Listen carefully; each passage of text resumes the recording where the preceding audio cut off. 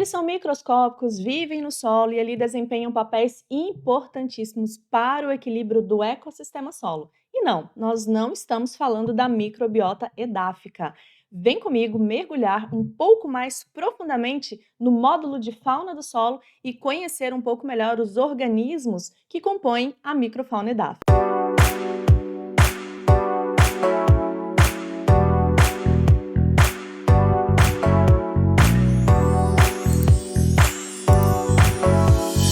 Antes de entrar propriamente no assunto, eu quero que você tenha noção de qual é o meu objetivo com essa aula. O meu objetivo aqui é proporcionar para você uma compreensão mais profunda sobre a microfauna do solo, abordando seus principais grupos, quais são as principais funções que esses organismos, né, exercem ali dentro do ecossistema solo e também a sua importância para a fertilidade do solo e, consequentemente, para a nutrição mineral de plantas também. Então vamos lá conhecer um pouco mais sobre o que é essa microfauna. Bom, o termo microfauna do solo, né, que vocês ouvem bastante, na verdade, refere-se ao conjunto de pequenos organismos, pequenos quanto? Aqueles organismos que têm um diâmetro corporal menor do que 0,2 milímetros, exatamente. Esses organismos que não são micro-organismos, tá, pessoal? Eles são microfauna do solo, ok? São maiores do que os micro-organismos do solo. Eles incluem protozoários, nematóides, rotíferos, tardígrados, microartrópodes. Então é um grupo extremamente diverso, né? Tem uma alta diversidade, vocês vão conhecer como esses organismos do solo, como essa microfauna é importante para a estabilidade desse ecossistema.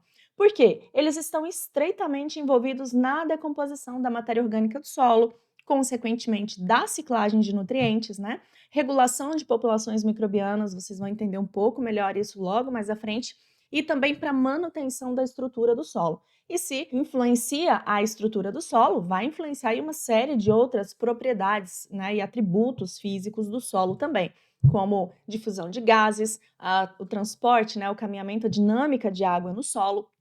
Vamos conhecer um pouquinho melhor então. Então, vamos começar aqui conhecendo quais são os principais grupos, né? Eu coloquei aqui apenas os principais, mas essa lista não é exaustiva, tá bom?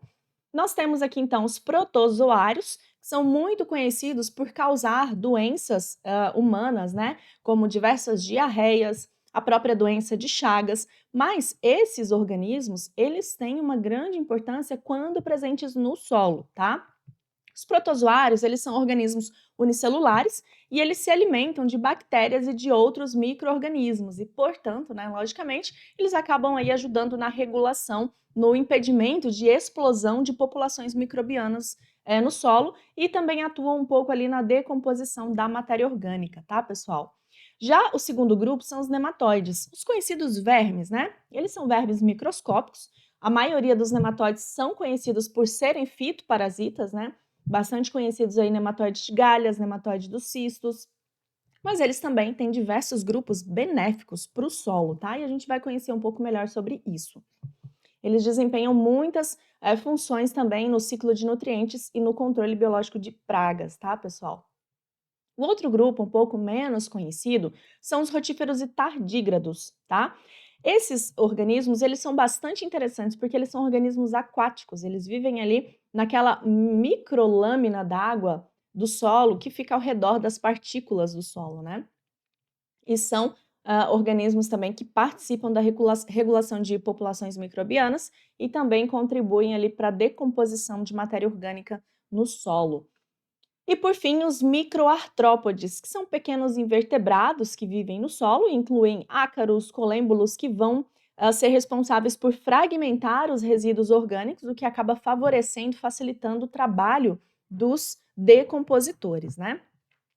Vamos começar então a conhecer um pouco melhor o grupo dos protozoários, tá? Se vocês se lembrarem um pouco melhor lá da aula de biologia do ensino médio, você vai se lembrar que os protozoários eles podem ser divididos ali em três grupos principais, que são os ciliados, os flagelados e as amebas, tá? Que são relacionados a estruturas que esses protozoários têm que facilitam tanto o transporte quanto a predação de outros organismos, né?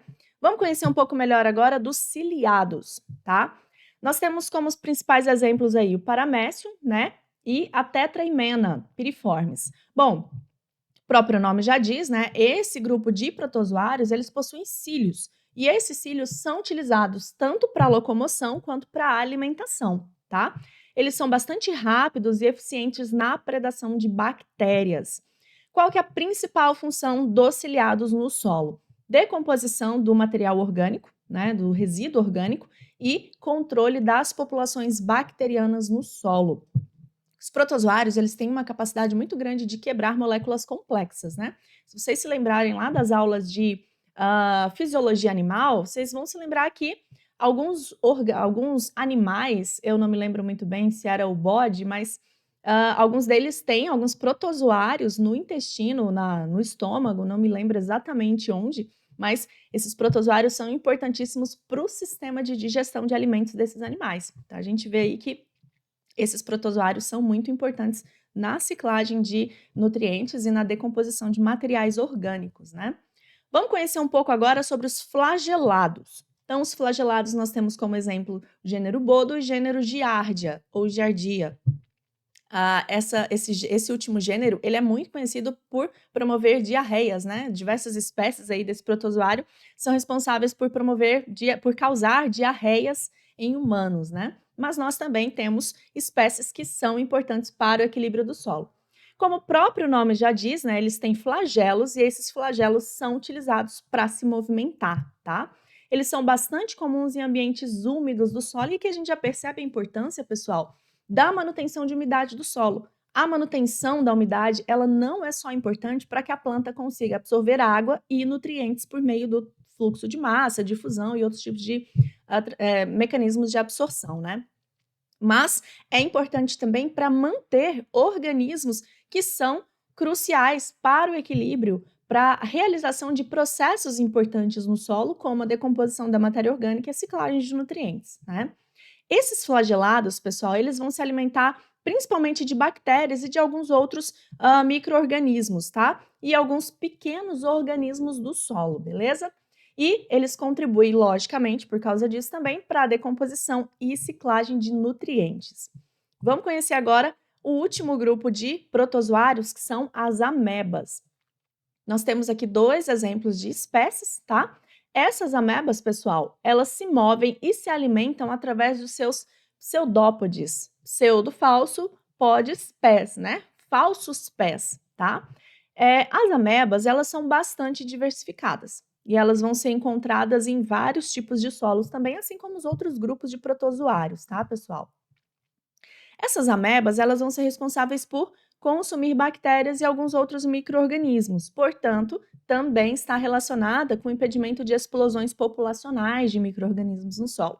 Consequentemente, ajudam ali bastante no equilíbrio entre grupos tróficos dentro do ecossistema solo, né? Isso é bastante importante. E quais são as principais funções ou processos nos quais esses protozoários como um todo, esses três grupos, né, participam? A gente poderia começar aqui com a ciclagem de nutrientes, pessoal.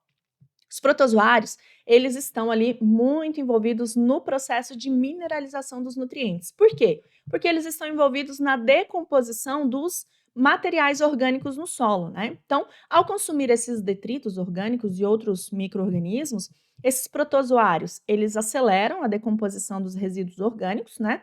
Contribuindo para a formação de humus no solo, e a gente pode falar ali dos três grupos, né? Ácidos úmicos, fúlvicos e almina, e, consequentemente, com a ciclagem de nutrientes no solo, tá?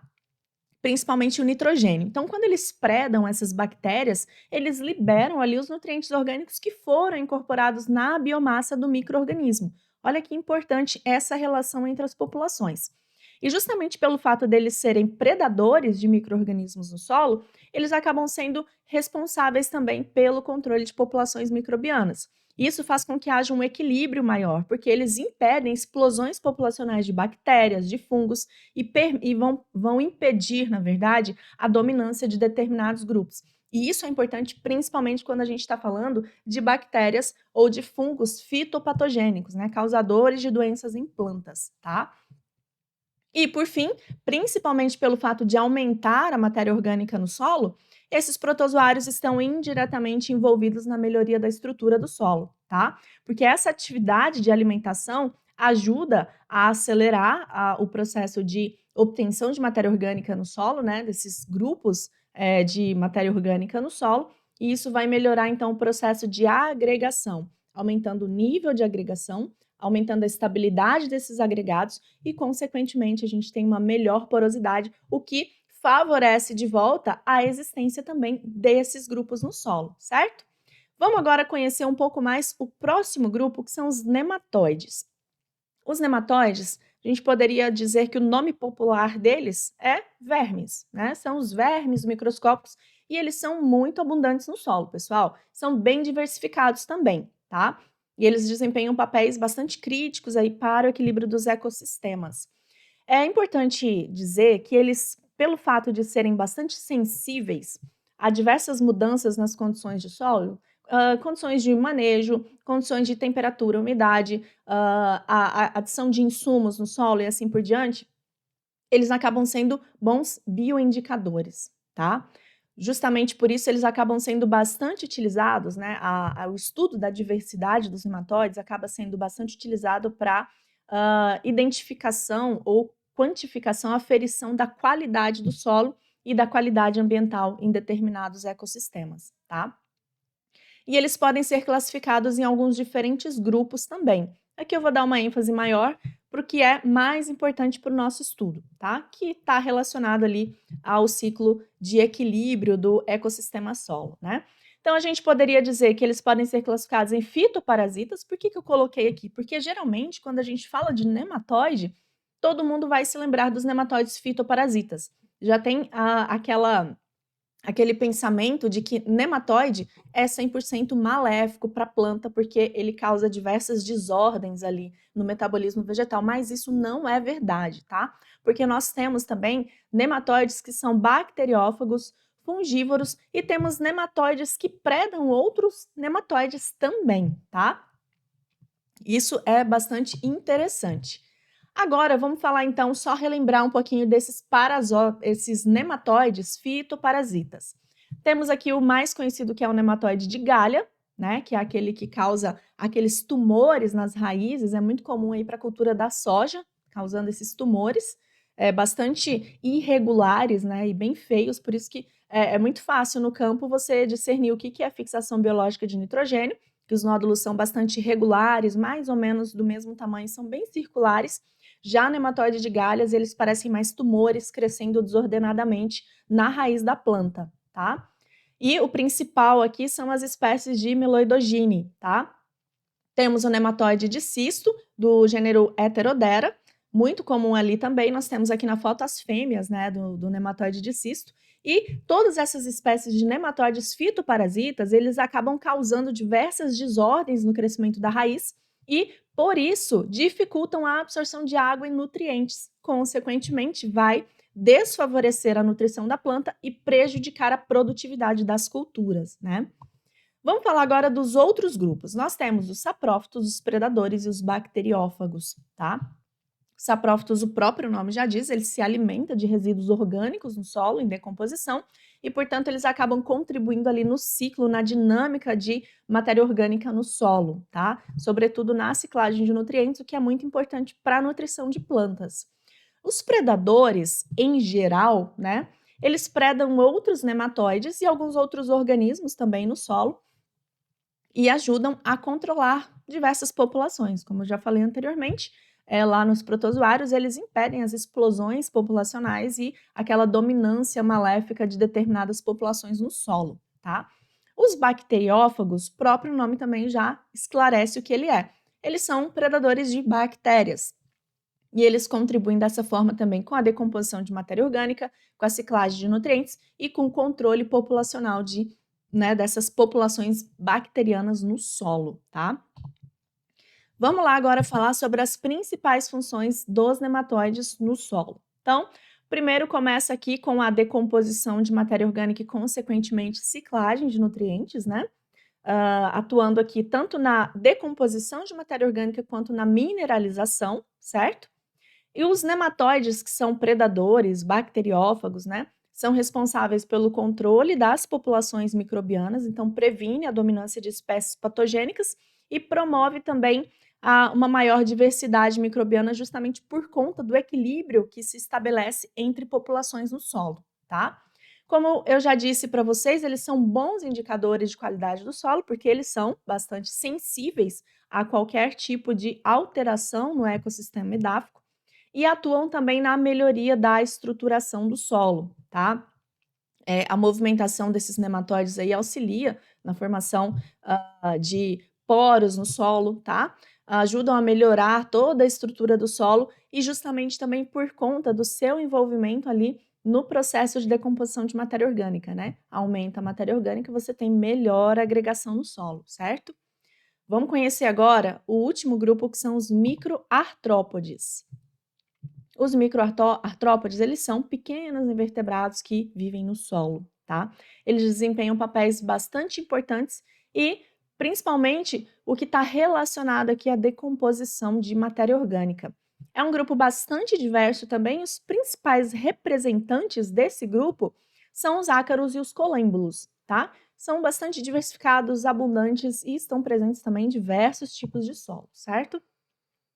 Vamos conhecer um pouquinho mais, então, dos principais grupos. Nós temos aqui os ácaros, temos alguns grupos que são saprófagos, temos alguns grupos que são predadores e se alimentam de outros pequenos invertebrados e de fungos também. A partir disso aí, a gente já consegue ter uma noção de quais são as principais funções desempenhadas aí por esses grupos, né? Temos os colêmbulos, tá? Alguns também são saprófagos e fungívoros, certo? E temos aqui outros grupos também, hipogastrura, que são saprófagos, principalmente. Temos aqui todos os seres, né, da ordem Protura, que são saprófagos e fungívoros, e da ordem Diplura, que são também saprófagos e fungívoros, certo? Falando um pouquinho mais agora sobre as funções desses organismos aqui no solo, né? Também estão envolvidos na decomposição da matéria orgânica, tá? Os microartrópodes, especialmente ácaros e colêmbulos, eles fragmentam os resíduos orgânicos no solo. Quando você tem essa fragmentação, você tem um resíduo orgânico grande, você fragmenta ele em tamanhos menores, você aumenta a área de superfície para os micro-organismos atuarem, para os outros membros aqui do grupo da microfauna atuarem também na decomposição desses resíduos orgânicos, tá?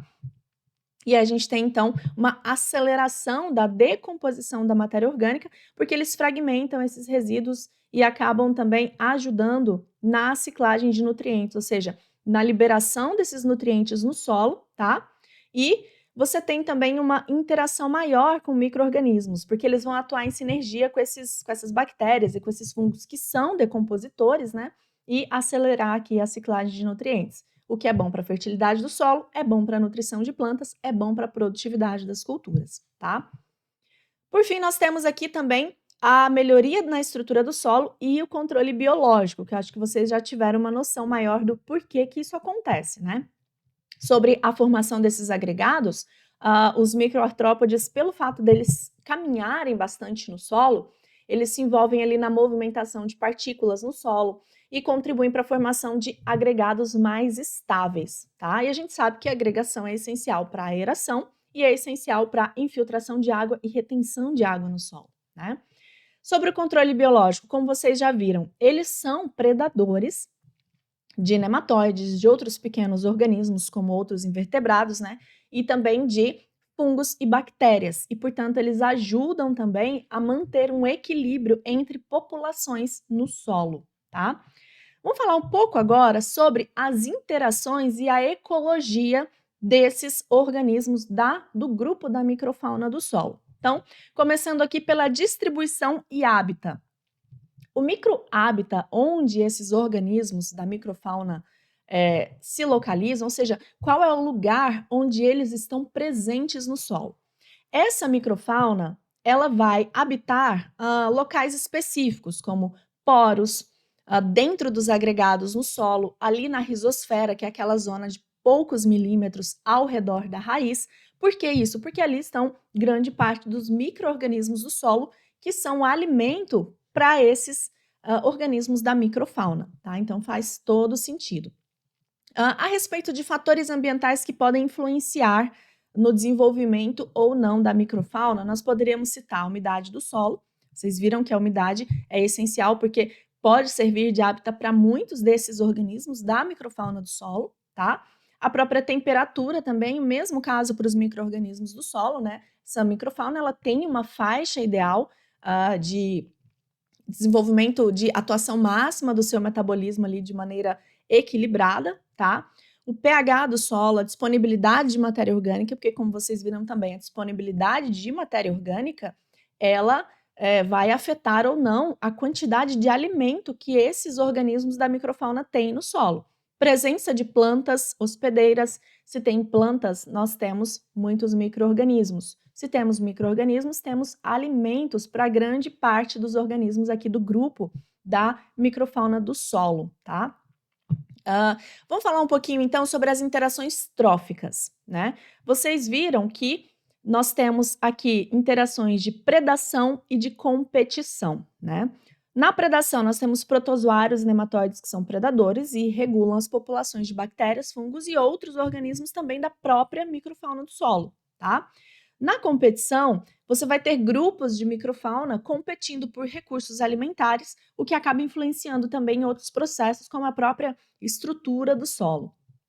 Sobre as relações simbióticas, nós temos estudos que mostram relações benéficas, uma sinergia entre a microfauna, rizobactérias e micorrizas, tá?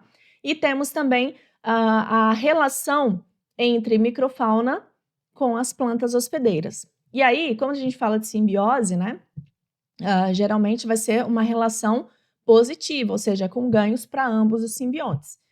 Mas é importante citar também que fora da simbiose nós temos também aquelas relações antagônicas, né, em que alguns desses organismos da microfauna, como é o caso dos nematóides fitoparasitas, eles podem afetar negativamente o desenvolvimento de plantas, tá?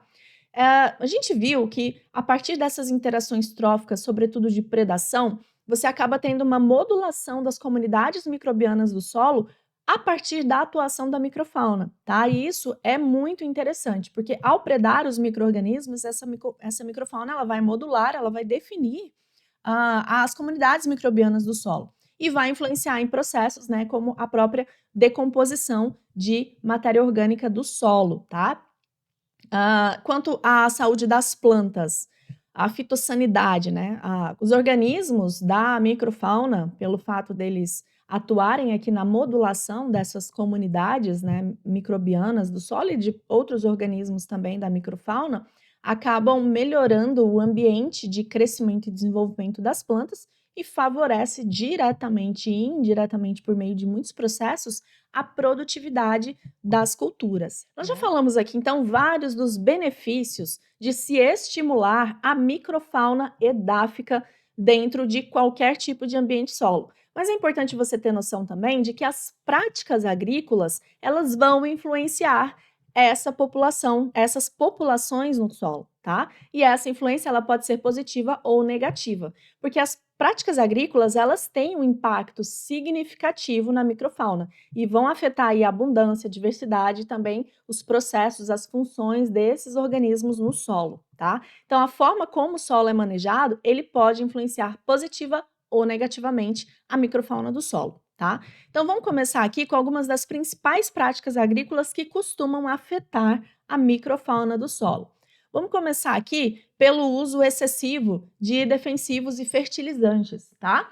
Fertilizantes tanto minerais ou orgânicos, tá, pessoal? É claro que tem esse impacto muito mais forte dos fertilizantes minerais, mas excesso de fertilizantes orgânicos vai liberar uma quantidade muito significativa de nutrientes também, e aí você pode ter, sim, efeitos maléficos de fertilizantes orgânicos no solo, tá? O equilíbrio é sempre a principal estratégia para se utilizar qualquer tipo de insumo na agricultura. Então, a partir disso, você tem, né, a partir do uso excessivo, você tem redução da diversidade do solo, tá? Principalmente da diversidade microbiana do solo. Se afeta a diversidade microbiana, você vai diminuir o alimento de diversos grupos da microfauna. Consequentemente, você tem então redução da diversidade dessa microfauna, tá? Vai afetar negativamente. E temos também a parte de toxidez, né? Vários fertilizantes químicos, eles podem afetar o pH do solo e a disponibilidade de nutrientes, tá? Essa microfauna, ela tem uma faixa de pH ideal que vai variar um pouco de espécie para espécie, né, de população para população, mas qualquer alteração significativa no pH do solo vai afetar a comunidade de microfauna do solo e vai impactar negativamente todos esses organismos, tá? Então, aqui, redução da diversidade microbiana reduz também a diversidade da microfauna do solo.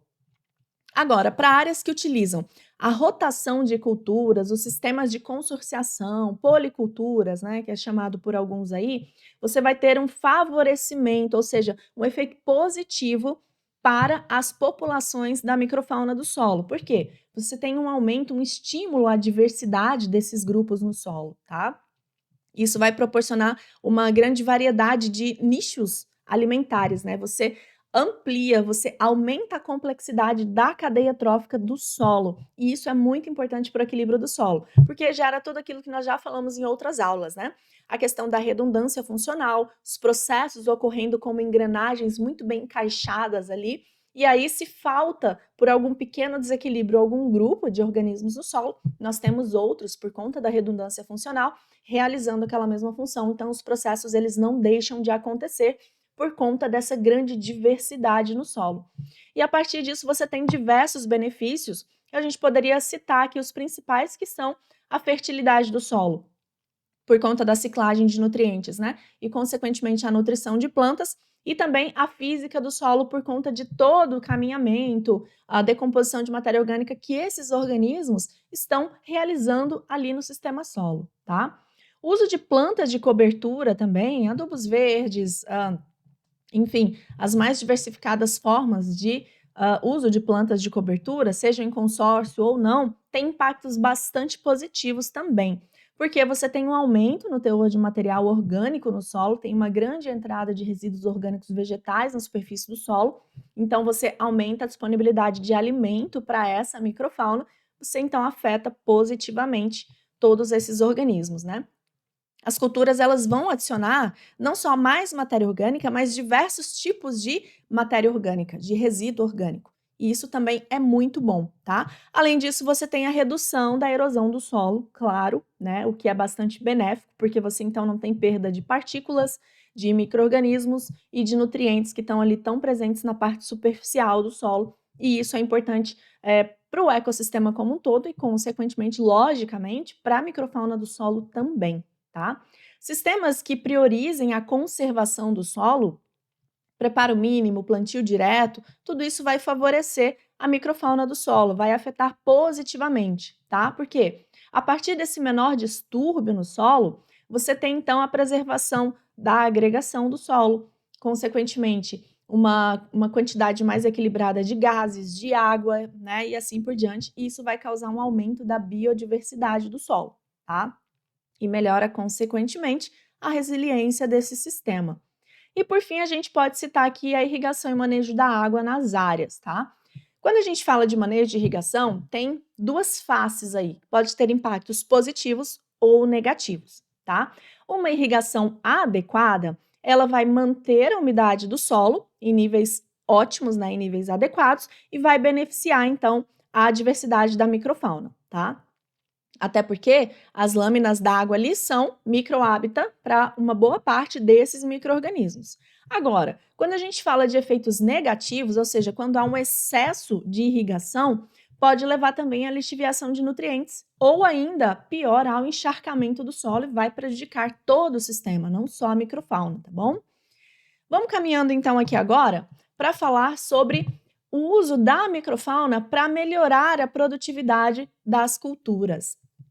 Se eles estão no solo realizando diversos serviços ecossistêmicos de graça, né, para o agricultor, há então que se pensar que é interessante que se estimule esses organismos no solo para que você tenha uma melhoria da qualidade do solo, da saúde do solo e, consequentemente, um aumento da produtividade dessas culturas, certo? Então, a partir disso, quando a gente fala sobre ciclagem de nutrientes, a gente pode ter a melhoria da ciclagem de nutrientes E a gente vai ter, então, aqui um aumento na eficiência de uso de fertilizante, porque vai reduzir a necessidade de aplicações. Quando a gente fala isso, pessoal, já são em solos que já têm um nível significativo de matéria orgânica, tá? Solos muito pobres em matéria orgânica vão demorar a chegar nesse ponto aqui de redução da necessidade de aplicações químicas, aplicações minerais de fertilizantes, certo? Então, você tem, a partir desse aumento da eficiência de uso do fertilizante, você tem uma redução no custo operacional, lógico, e também um crescimento vegetal mais saudável, mais equilibrado e uma produtividade maior, né? Você pode utilizar também esses organismos para o controle biológico de pragas, de fitopatógenos, tá? A partir disso, você vai reduzir o uso, né, a dependência de alguns pesticidas químicos para controlar insetos, para controlar fitopatógenos e assim por diante. E aí você acaba também reduzindo o impacto negativo, tanto ambiental, né, da aplicação desses insumos ali nas plantas, quanto do social também, pela qualidade, pela melhoria da qualidade de vida dos colaboradores envolvidos na aplicação desses insumos ali nas áreas agrícolas, né? Usar também, estimular esses organismos para melhorar a estrutura do solo é uma forma muito inteligente de melhorar a estruturação do solo, pessoal. E a partir disso aqui, o que você vai ter de benefício? Promoção da melhor dinâmica de água no solo, tá? Você vai ter uma melhor retenção, uma maior resistência à erosão, ou seja, você consegue reduzir a erodibilidade do solo. Isso está muito atrelado também com o teor de matéria orgânica, tá, pessoal? Muito atrelado, são duas coisas bastante interconectadas aqui. E a partir disso você tem, então, uma maior saúde geral do solo, né? Uma maior qualidade dos aspectos físicos, químicos, biológicos do solo, tá? Então, você tem uma maior resiliência desse solo às alterações climáticas do ambiente, certo? E, por fim, também, você vai ter um aumento da biodiversidade, por diversos motivos. Porque a partir do momento que você estimula a microfauna do solo por conta de todas aquelas técnicas de manejo que nós acabamos de falar, você tem também um estímulo à microbiota do solo, tá? Tanto pelas práticas que estimulam a microfauna, quanto pelo equilíbrio que a microfauna exerce no solo ali diante das populações microbianas, sobretudo, permitindo que aumente a diversidade e evite as explosões populacionais ou grupos dominantes no solo. E isso é muito bom, pessoal, quando a gente fala de equilíbrio de populações, de organismos em geral, micro-organismos e os demais organismos também, tá? Para finalizar, pessoal, eu quero que vocês entendam o seguinte, que aplicar os conceitos da microfauna do solo para melhorar a produtividade agrícola e promover a sustentabilidade vai envolver práticas, sim, que demandam planejamento para que você consiga aumentar a diversidade e a funcionalidade dessas comunidades, tá? Aqui com foco na microfauna do solo, mas a gente poderia estender isso para todos os outros organismos do solo, tá? E essas práticas, pessoal, uma vez adotadas, elas vão levar a uma agricultura mais resiliente, mais regenerativa, né? Mais equilibrada e vai beneficiar todos os envolvidos, tanto os agricultores envolvidos ali com o processo de produção de alimentos, tá? Quanto o próprio ambiente e a preservação dos recursos naturais. Então, pessoal, a gente fica por aqui. Eu espero que você tenha gostado desse vídeo e eu espero vocês na próxima aula. Mas antes de encerrar a aula, eu quero pedir para você deixar a sua curtida, compartilhar com seus amigos essa aula e se inscrever no canal caso você ainda não seja inscrito, porque aqui você vai ter acesso a muitos conteúdos sobre ciência do solo. Se ficou qualquer dúvida, pessoal, não hesite em deixar aqui nos comentários do vídeo, tá? E lógico, se você quer ter um conteúdo do canal todo organizadinho, na melhor sequência de estudos para você, não deixe de acessar o nosso site portalgeps.com, porque lá você encontra o melhor da ciência do solo simplificada para você.